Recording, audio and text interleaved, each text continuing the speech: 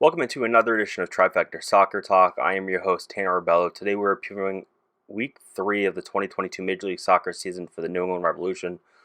New England will host Real Salt Lake this Saturday at Gillette Stadium. It's a 7:30 p.m. kick for the Revolution. This is a very busy stretch of games for them. This past Saturday they had the home opener against FC Dallas. Then they hosted Pumas in Leg 1 of the 2020 CONCACAF Champions League quarterfinals on Wednesday. And now they're going to host Real Salt Lake. Revolution so far this week are a perfect 2-0. But, it's a busy stretch for them, so they're going to be hosting Real Salt Lake, who's coming in with the same record as the Revolution, a 1-0-1 record. They both have 4 points.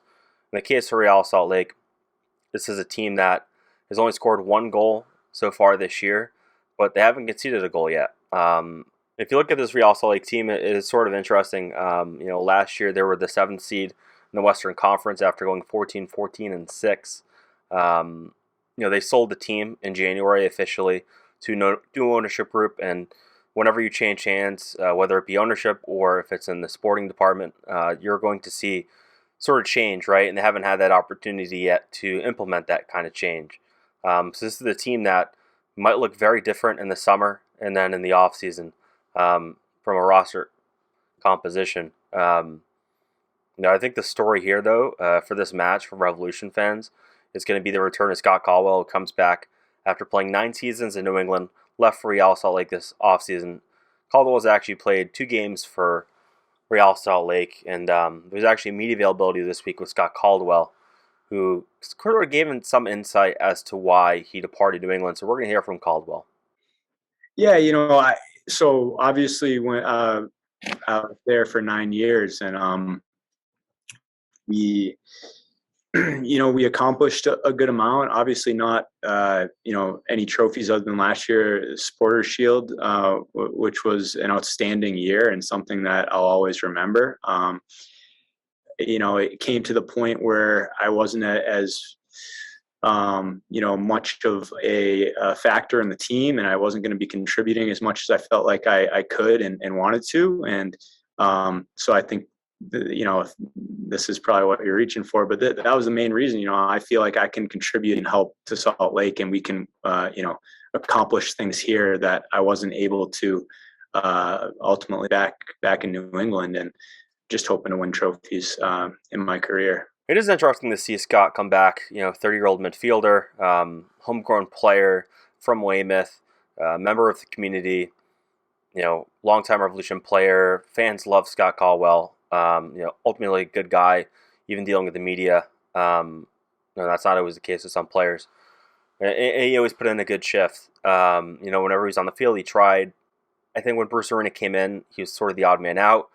The overall talent of the roster rose to the point where Scott Caldwell was no longer really starting caliber. Last year he really came off the bench for the Revolution, and in his answer that we just heard, he wanted to be more of a contributor.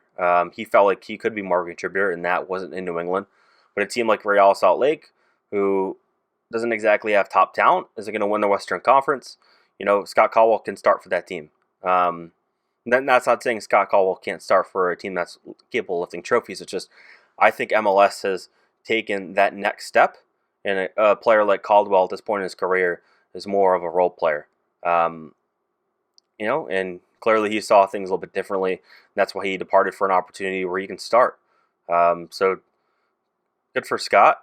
I think we've seen a lot of longtime players depart New England under Bruce Arena's tenure. You had Diego Fagundes depart, you had Teal Bunbury, and then you had Scott Caldwell. And I think that sort of just occurs, right? That's natural.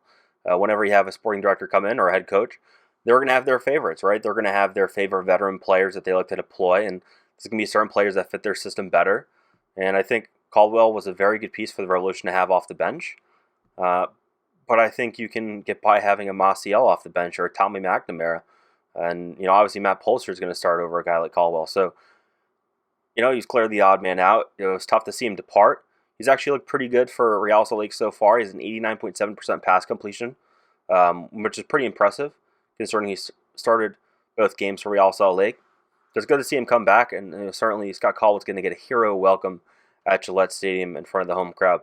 For the Revolution, as I mentioned earlier, this is a game and a busy stretch of games for them. They won 3-0 against Pumas on Wednesday night, and now they're going to host Real Salt Lake. And then they have to fly to Mexico to play Pumas next Wednesday. And with CONCACAF Champions League taking precedent for the team, and the fact that they went with their choice starting lineup against FC Dallas and Pumas, this game against Real Salt Lake, they're likely to play more fresh legs. I'd be shocked to see really anyone in the lineup that had been in the lineup on Wednesday. Maybe you'll see a handful. Maybe you'll see a couple guys come off the bench. But I think for the most part, you're going to see a pretty fresh starting 11. Maybe guys like Noel Buck, like Ryan Spalding, Maciel, maybe Captoon, John Bell, maybe AJ De La Garza, maybe Renix, Damian Rivera. So I would like to see the Revolution really deploy a starting lineup that maybe looks more like a Revs 2 lineup, right? Or, some version of that, and really give these players the opportunity on the Major League Soccer stage. The Revolution have signed players from their second team to the first team. These are players that performed well either in the academy and then performed well at Revs 2, or came from somewhere else, performed well at Revs 2, and then earned that promotion to the first team. And when you give a player that promotion, there should be an expectation of playing time. And obviously they can still play for Revs 2 once that season begins next month. But I would like to see them give the opportunity to these players. Otherwise, what was the point of signing them in the first place to the first team? So we'll see. See what Bruce Arena ends up doing. It'll be interesting to see what they do if they're in a position late in the game. Talking about the 70th minute and on. If they're knotted up or down a goal, if Bruce makes substitutes to bring on to go for a goal. Whether or not he's going to bring in a player like Carlos Heel off the bench, or Gustavo Bo, or Adam Buxo, or is Jose Altuve even going to start potentially? Not as a sub, but maybe he starts, or maybe he comes on as a sub. But it'll be interesting to see how Bruce approaches it late in the game. If he's tempted to maybe burn a player, in the sense of not giving them the full game rest to actually go out and get that result against Real Salt Lake. Because I do ultimately think that if the Revolution get a point here, it's okay. Yeah, you're at home against an opponent that hasn't conceded a goal yet this year, but not exactly scary. I wouldn't be too threatened about Real Salt Lake.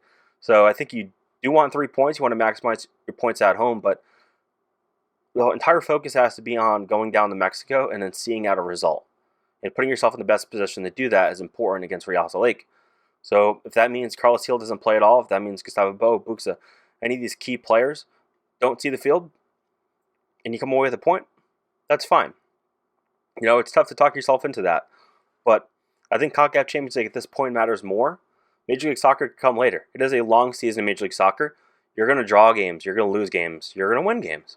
That's sort of part of it. And I think the Revolution can afford not to get the 3 points in this game. So if it's knotted up at the end, to see out the result. It's sure to be tempting to go get 3 if it's there, but I think this is one of those games that you kind of give players that don't get a lot of minutes some time, get them some MLS experience, and ultimately take that as a benefit of this game as well. So we're going to hear from Revolution Sporting Director and Coach Bruce Arena.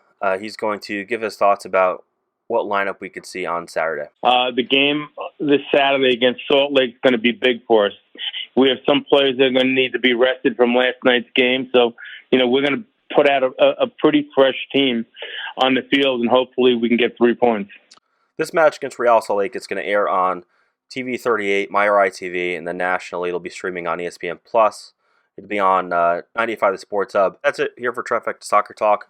I've been your host, Tanner Rebello. We're going to be back recapping Revolution versus Real Salt Lake on Sunday. And then early next week, we'll be previewing Leg 2 of Revolution versus Pumas, which is going to be obviously the critical match here in this next couple weeks. If the Revolution can actually advance in CONCACAF and really build to potentially being the first Major League Soccer team to ever win Champions League, that'd be huge for them. So thank you for watching. Make sure to follow me on Twitter at Tanner Rebello. Make sure to read TrifectaNetworkSports.com. Make sure to like, share, subscribe. This video show, this podcast is available on YouTube, Facebook, and every major podcast platforms. Thank you for watching, and have a great weekend, everyone.